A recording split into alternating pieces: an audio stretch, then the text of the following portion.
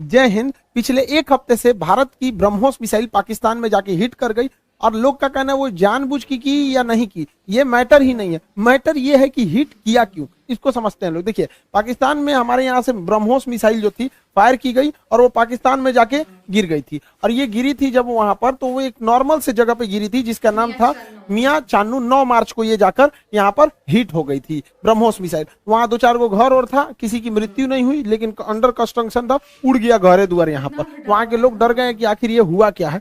तो उसके बाद वहां पर जो inter service public relation officer होते हैं, ISPR, कहीं पे भी देखिएगा तो एक PR ऑफिसर होता है, PR पब्लिक रिलेशन। यही लोग सारे लोग पब्लिक से कांटेक्ट करते हैं। जैसे मीडिया वाले को पास भी एक पूरी की पूरी PR टीम होती है। अब किसी मीडिया वाले को मान के हमारा इंटरव्यू लेना है, खान सर का इंटरव्यू, तो उन लोग को क्या पता, वो अपने PR टीम को बोलेंगे कि खान सर का नंबर निकालो, बताओ कहाँ बात करना है। तो वो PR टीम ही काम करती है। तो हर डिपार्टमेंट का एक PR ऑफिसर होता है, पब्लिक रिलेशन ऑफिसर, वही बताता है क्या हो रहा है क्या नहीं हो रहा है, एक तरह का प्रवक्ता होता है। तो इन्होंने कहा कि हमारी टेरिटरी में एक पता नहीं अनआइडेंटिफाई कोई ऑब्जेक्ट घुस गया, 4 मिनट तक उड़ते रहा, प्रोजेक्टाइल था, वो आया गिर गया, किसी की जान माल की क्षति नहीं हुई है, हमने उसे पूरी रडार में ट्रैक किया, आके वो यहाँ पे गिर गया। ये इन लोग का स्टेटमेंट था। एक्चुअली में हुआ क्या था कि भारत से मिसाइल लॉन्च किया गया था, लेकिन ये दोनों देशों में विवाद न हो जाए इसलिए भारत सरकार के पहले से एक समझौता है 1999 का। 21 फरवरी 1999 में अटल बिहारी वाजपेयी और नवाज शरीफ के बीच में एक लाहौर एग्रीमेंट साइन हुआ था, लाहौर डिक्लेरेशन। इसमें कहा गया था कि अगर दोनों सेनाओं की ओर से अगर कभी भी गलती से कोई मिसाइल या हमला हो जाता है तो वो लोग हॉटलाइन पे बात करके इसका कंफर्मेशन कर देंगे कि जानबूझ के किया गया या गलती से हुआ है, इसकी अवगत करा दिया जाएगा। तो उसके लिए भारत की ओर से हॉटलाइन पे बात करके बता दिया गया पाकिस्तान को 2 दिन बाद कि भैया हमारी ओर से गलती से चला है। अब ये हॉटलाइन क्या होता है? ये हॉटलाइन फोन में कभी रिंग नहीं बजते। आप जैसे मोबाइल में डायल करते हैं किसी को, तो सोच रहा पहले बोलेगा नमस्कार, भारत ने 150 करोड़ कोविड टीकाकरण पार कर लिया, 175 करोड़, उसमें ये सब कोई रिंगटोन नहीं होता है। वो फिक्स होता है, करना कहाँ है, हॉटलाइन होते हैं, उसमें 4-5 नंबर ही, मतलब लिमिटेड नंबर होते हैं, वहीं फोन करना। एक बार फोन करेंगे तो फटाक से वहां लग जाएगा। तो हमेशा इमरजेंसी में होता है। अगर हम कहीं किसी पे फोन पे बात कर रहे हैं और कोई नॉर्मल आदमी हमको कॉल करेगा तो उसको वेटिंग बता देगा, लेकिन अगर हॉटलाइन से कॉल करेगा तो जिससे हम बात कर रहे हो तो उसका फोन वहां कट जाएगा और डायरेक्ट आ जाएगा मेरे पास आदेश। तो ये हॉटलाइन 2 देशों के बीच में होता है। मुख्यमंत्री जब कॉल करते हैं तो हॉटलाइन से कर सकते हैं, प्रधानमंत्री वगैरह, तो हॉटलाइन से भारत सरकार ने उन्हें बता दिया कि ऐसा ऐसा हुआ है। शुरुआत में ये मामला दब गया था, लेकिन पाकिस्तान के लोगों को लगा कि उनकी तो मेरी बेइज्जती हो गई, किसी ने आया पूरा बजा के चला गया, इसकी जांच होनी चाहिए। अब ये भाई साहब ये कर रहे हैं कि इसकी जांच कराएंगे हम, कैसे मिसाइल आया और ऐसे हमारे देश के अंदर घुस गया 124 किलोमीटर। अब ये मामला लेके जाएंगे यूएनओ में सिक्योरिटी काउंसिल में उठाएंगे, रूस से कहेंगे, चाइना से कहेंगे, इस्लामिक ऑर्गेनाइजेशन के देशों से कहेंगे। इन लोग का कहना है कि यूएनओ तक में ये मामला उठेगा कि आखिर ये मिसाइल आया क्यों। ये गधा पाकिस्तान उसी चाल में फंस गया जिसमें हम इसे फंसाना चाहते थे। हम ये चाहते थे कि पाकिस्तान इस पर बवाल करे और ये मामला इंटरनेशनल हो, लेकिन इन गधों के यहाँ पता नहीं कोई इंटरनेशनल रिलेशन पढ़ाता भी है कि नहीं, इन गधों को कुछ नहीं पता, ये हल्ला कर दिए हैं। एक्चुअल में ये मिस फायर नहीं था, ये डायरेक्ट फायर किया गया था जानबूझ के। हम आपको कुछ प्रूफ देते हैं, आप समझिए क्यों डायरेक्ट फायर किया गया था। यह मिसाइल जब उड़ती है हरियाणा से, तो यहां से लगभग हरियाणा पंजाब के बॉर्डर से 2 मिनट तक इंडिया में रहती है, फिर ये कर्व करके पाकिस्तान में जाती है, 4 मिनट तक ये पाकिस्तान में फ्लाई करती है। अब ये बताइए, जो मिसाइल ऑपरेटर इसे 4 मिनट तक फ्लाई कर रहा है, तो भारत में जो मिसाइल ऑपरेटर, उसे भी पता है कि वो इंडिया का बॉर्डर छोड़ दिया और पाकिस्तान में जा चुका है। तो पहला बात कि जब वो 4 मिनट तक दुश्मन की टेरिटरी में घुसा कैसे, ये इंडिया वाले को तो पहले से पता था। एक और गलती क्या थी, सेल्फ डिस्ट्रॉइंग सिस्टम होता है। जब कभी भी मिसाइल अपने रास्ते से भटकता है तो उसे मिसाइल के अंदर ऑटोमेटिक डेटोनेटर लगा होता है जो मिसाइल को रास्ते में ही ब्लास्ट कर देता है, जिससे कोई नुकसान नहीं होता है। तो किसी भी मिसाइल को मारने से पहले उस मिसाइल का एक ऑपरेटर रूम होता है, उस ऑपरेटर रूम से उस मिसाइल को फायर किया जाता है। फायर करने के बाद वो ऑपरेटर इस मिसाइल को रडार पर देखता है, अगर रास्ता भटकता है तो सेल्फ फायर कर देता है। इस मिसाइल को सेल्फ फायर नहीं किया गया, बल्कि ऑपरेटर चुपचाप देख रहा था, मजा मार रहा था कि घुस गया है पाकिस्तान में चला गया है 124 किलोमीटर तक। तो एक ये दूसरा प्रूफ, और भी कई सारे प्रूफ हैं। तो समझिए कैसे। ये नक्शा पाकिस्तान ने जारी किया, हमने ये जारी किया पाकिस्तान ने। इसमें जो तीर का निशान है ये दिखा रहा है मिसाइल किस तरह आया और कैसे ये यहां से जाकर यहां मियां चन्नू पे जाके गिर गया। यहां पर देखिए कैसे मिसाइल ने सबसे पहले अपने से अगर मिस फायर होगा तो सीधे जाएगा, अपने से मिस फायर होगा तो सीधे, ये टर्न नहीं मार सकता है अपने से, माल फंक्शन की वजह से, गड़बड़ी की वजह से 90 डिग्री का कर्व नहीं मार सकता जब तक उसको पाथ फाइंड नहीं किया गया होगा, पहले से नहीं बताया गया हो। तो पहला 90 डिग्री टर्न अपने से नहीं मारा गया होगा। दूसरा, इस मिसाइल में कोऑर्डिनेशन फिक्स था। किसी भी मिसाइल को मारने से पहले उसका जीपीएस लोकेशन कोऑर्डिनेशन फिक्स किया जाता है कि यहीं पर जाना है, लेकिन इसमें कोई बारूद नहीं था। देखिए अमूमन यही होता है कि पहले उसमें बारूद यानी वारहेड भरा जाता है, पहले उसमें वारहेड भरा जाता है, तो इसमें वारहेड था नहीं। जब वारहेड भर दिया जाता है तब उस मिसाइल में फीड किया जाता है कि इस मिसाइल को जाना कहाँ है। तो इस मिसाइल में जाना कहाँ है ये फीड कर दिया गया था, और वारहेड नहीं फीड किया गया था। और जाना भी कहाँ है, मियाँ चन्नू पे। यहाँ ना कोई स्ट्रेटेजिक लोकेशन है, ना कोई सेना का स्कूल है, कुछ भी ऐसा नहीं है। जानबूझ के भारत ने मिसाइल का वारहेड हटाया कि किसी की जान माल की हानि ना हो, और ऐसे जगह को चुन लिया जहां कोई स्ट्रेटेजिक महत्व नहीं है कि बवाल ना होगा। बस हमें मिसाइल घुसा के बवाल करना था, भयंकर बवाल नहीं कराना था। एक और देखिएगा, इस मिसाइल को अगर देखेंगे तो 104 किलोमीटर से ज्यादा ये भारत में रही है, 124 किलोमीटर गई है, उसके बाद भी ये एक्स्ट्रा गई है। यानी इस मिसाइल की रेंज जो थी वो 290 किलोमीटर ही है। इस मिसाइल की रेंज 290 किलोमीटर, लेकिन ससुराई ब्रह्मोस मिसाइल 320 किलोमीटर कैसे चल गया। लगभग ये 30 से 40 किलोमीटर एक्स्ट्रा चला है। देखिए ये पाकिस्तान का ही नक्शा ही दिखा रहा है कि 33 किलोमीटर एक्स्ट्रा चल गया है। बवाल है भैया, रेंज से 33 कैसे। तो कोई भी चीज को फेंकते हैं तो जब रेंज खत्म हो जाता है तो आराम से गिरता है। तो ब्रह्मोस और आगे गया था यहाँ पर। इस दौरान भी इसे सेल्फ डिस्ट्रॉय नहीं किया गया, यानी भारत से बैठ के ऑपरेशन टुकुर टुकुर देख रहा था, जानबूझ के किया गया है इसको। अगला देखिए, और भी ये खुद पाकिस्तान कर रहा है, उसको समझाते हैं। ये उनके ISPR है, inter service public relation, ISPR।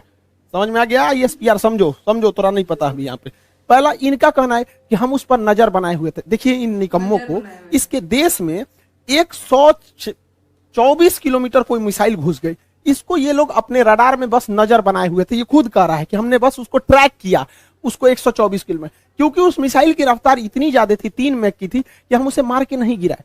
जबकि जब भी कोई एयरफोर्स में कोई दूसरी देश का जहाज या कुछ भी हॉस्टाइल सिचुएशन में कोई चीज एंट्री करता है तो स्टैंडर्ड ऑफ प्रोसीजर SOP जो कहता है कि सबसे पहले उसको मार के गिराओ। तो इन लोगों ने मारा नहीं वहां पर। 124 किलोमीटर जब ये घुसा है तो कई बड़े शहरों के ऊपर से क्रॉस करके गुजरा है, कई हाई वैल्यू टारगेट को क्रॉस करके गुजरा है। क्या पता वहीं गिर जाता।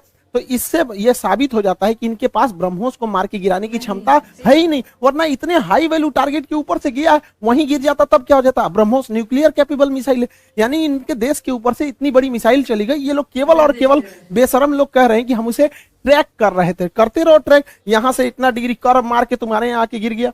पाकिस्तान इसे मार के गिरा भी नहीं सकता, क्योंकि ब्रह्मोस 3 मैक से चलती है। इसके पाकिस्तान के पास चाइनीज रडार है, इन चाइनीज रडार की हेल्प से इसके पास 2 तरह के मिसाइल क्षमता है। एक HQ-7 है, ये 30 से 40 किलोमीटर की दूर की मिसाइलों को मारता है। एक HQ-9 है, ये लगभग 150 किलोमीटर मार सकता है। ये दोनों चाइना का है। इस सबको पता नहीं चला कहाँ चल गया यहाँ पे, इन सब किसी काम का नहीं। अब इससे चाइना भी घुस आया है, क्योंकि उसका ऑर्डर दे रखा था।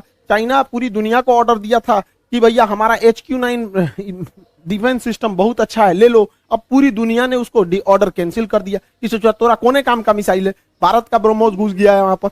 अब ये घुस आया है पाकिस्तान के ऊपर, सोचा तो पाकिस्तान इसको कह रहा है तोरा मिसाइल फायर नहीं हुआ तो हम क्या करें। अब फिलीपीन ने ऑर्डर दे दिया था ब्रह्मोस को, अब वियतनाम भी कह रहा है हमको भी चाहिए, इंडोनेशिया कह रहा है हमको भी चाहिए, ताइवान कह रहा है हमको भी चाहिए। अब ब्रह्मोस एकदम जबरदस्त है यहाँ पर। अभी भी किसी को डाउट होता है कि भारत से मिसाइल गलती से छूट गई है, अभी भी मन में डाउट है तो दिमाग लगाइए। हम आपको मिसाइल छूटने के 10 दिन पहले अपना एक वीडियो का छोटा सा क्लिप बना दिखाते हैं, जो यूक्रेन मुद्दे पर बताए थे। उसको जरा ध्यान से देखिए और दिमाग लगाइए, आपको खुद पता चल जाएगा कि भारत ने मिसाइल जानबूझ के मारा था।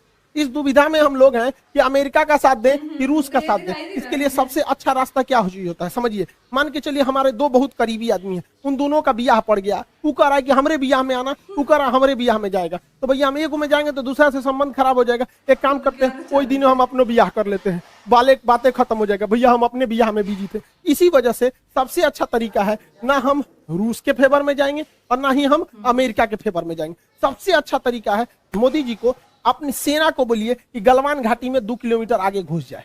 गलवान घाटी में जैसे 2 किलोमीटर आगे घुसेगी, लड़ाई तो करना नहीं है, उलझा के रखना है। 2 किलोमीटर जहां आगे घुसेगी उधर से चाइना वाले घुस जाएंगे, फिर वैसे ही स्टैंड ऑफ हो जाएगा। 2-3 महीना चलेगा, अमेरिका कहेगा ए बोलना रे रूस को, कहे हम कुछ करे, हम तो खुदे लड़ रहे हैं चाइना से यहाँ पे, तो हमला दोनों शांत रहेगा। आपको क्या लगता है भारत को इधर उलझा देना चाहिए कि नहीं उलझा देना चाहिए? वरना आप मना करेंगे तो कोई ना कोई देश इस तरह से आपको कहेगा कि भैया हमारा साथ दो, उससे अच्छा हम खुद उलझे हुए हैं, बातें खत्म।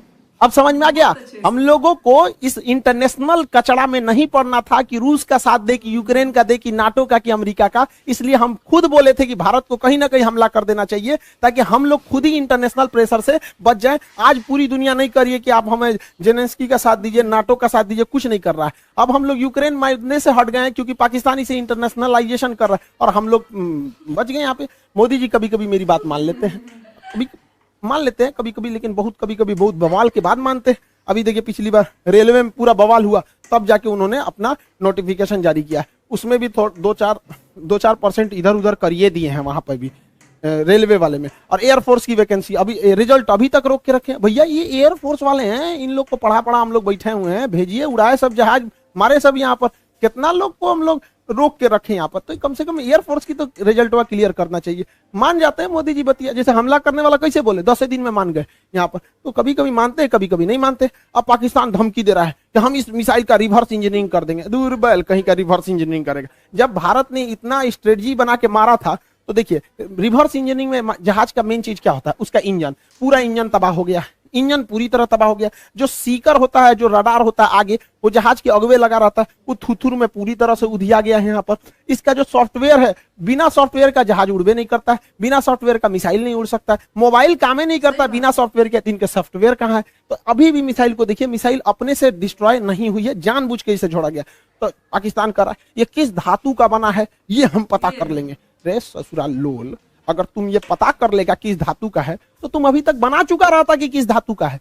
धातु पता करके बता, इंटरनेट पे मिलता है, हमरा से पूछ लियो, आके हमसे पूछ लियो। केमिस्ट्री में जब मेटलर्जी चैप्टर पढ़ाएंगे ना, धातु कर्म चैप्टर पढ़ाएंगे, धातु शोधन, सांद्रण, निस्तापन, भंजन, वहीं बता देंगे मेटलर्जी में तुमको। ब्रह्मोस का खोजेंगे लोल कहीं का, कौन सी बचल है ब्रह्मोस में? कुछ नहीं मिलने वाला है। लेकिन हाँ, ये बवाल कहेगा हमने ब्रह्मोस का कॉपी बना लिया, अमेरिका के टॉमहॉक का हमने कॉपी किया था, हमने कॉपी बना लिया। ऐसा कुछ कॉपी नहीं बना पाएंगे, क्योंकि बहुत ही टफ इंजीनियरिंग होती है इसके अंदर। आपका आगे का जो रैमजेट इंजन है ये बर्बाद हो चुका है, फ्यूल सिस्टम बर्बाद हो चुका है, प्रोपल्सन सिस्टम बर्बाद हो चुका है, नेविगेशन सिस्टम बर्बाद हो चुका है। खाली खोपड़िया मिलेगा तो ये बना लेंगे मिसाइल। यहाँ पर गुलेल बनाना है, देख के बना लेंगे, लोल कहीं के यहाँ पर मिसाइल बना लेंगे। और तुम बना, भारत के पास पहले मिसाइल बनाने के बाद परीक्षण केंद्र जो था वो पोखरण में था, यहाँ परीक्षण करते थे, चांदीपुर में परीक्षण करते थे, व्हीलर द्वीप जिसका नाम कलाम द्वीप है उड़ीसा का, इसे करते थे। फिर नया जो था कर्नाटक के चित्रदुर्ग में परीक्षण करते थे। 4 जगह हम लोग का परीक्षण केंद्र था। अभी नया 5वां परीक्षण केंद्र खुल गया है पाकिस्तान। अब हम लोग हमेशा कभी कभी इधर परीक्षण करते रहेंगे ब्रह्मोस वगैरह का। और पाकिस्तान का नया सरदर जो है ब्रह्मोस जो है, वो नेवी से तो मार ही सकता है, एयरफोर्स से मार ही सकता है, जमीन वाला तो अभी ये मार के गया है। इसका नया खतरनाक वर्जन ब्रह्मोस 2 आ रहा है, जो 800 किलोमीटर मारेगा। यानी पाकिस्तान में बैठे बैठे पाकिस्तान हेल के, अफगानिस्तान है के कजाकिस्तान चल जाएगा वहां पर। ब्रह्मोस 2 आ रहा है, इसका बाप है ये ब्रह्मोस का। अभी इसी से नहीं लड़ पाए तो दादा आ रहा है। दूसरा ब्रह्मोस NG आ रहा है, बहुत हल्का रहेगा और बहुत दूर तक मारेगा। तो तुम ससुरे, एक तो तुम्हारे बाप के बस की बात है नहीं रिवर्स इंजीनियरिंग, क्योंकि बचा ही कहाँ है। अगर उस तरह से देखिएगा तो हम तो वियतनाम को, फिलीपीन को बेचे हैं, वही बना ले रिवर्स इंजीनियरिंग। रिवर्स इंजीनियरिंग इतना आसान है तो हम लोग राफेल खरीद के लाए हैं, नहीं बन जाएगा। तुम्हारा रिवर्स इंजीनियरिंग इतना तगड़ा है तो चाहे अमेरिका से तुम F-16 जहाज खरीदे हो, तुम उसको 20 साल से उड़ा रहे हो, अब बैल आज तक तुम अपने जहाज J-17 का एक तो इंजन नहीं बना पाए, कौन सी रिवर्स इंजीनियरिंग करते हो? मनोवैज्ञानिक दबाव बनाओगे कि हमारे पास ब्रह्मोस 2 आ गया, ब्रह्मोस का कॉपी आ गया है, तो जो एकरे बस का कुछ नहीं है। ये बस मेकअप करेगा, चौथे शादी की तैयारी करेगा। ये आंटी जी खैर चाचा है, कोई बात नहीं, हम क्या करेंगे, बैल कहीं का, तुम सुधर जाओ, ऐसा कुछ नहीं होने वाला है यहाँ पर। इसलिए रिवर्स इंजीनियरिंग नहीं हो पाएगी। इसको 1 साल से हम समझा रहे हैं, नहीं समझ पा रहे हैं यहाँ पर। इससे कोई रिवर्स इंजीनियरिंग नहीं होगी। अब आप समझ गए होंगे, भारत ने जानबूझ के मारा था यहाँ पर ब्रह्म। अरे कहना क्या चाहते हो? अभी मजा आएगा ना भिड़ो, नानजी भाई अभी आएगा रोड पे।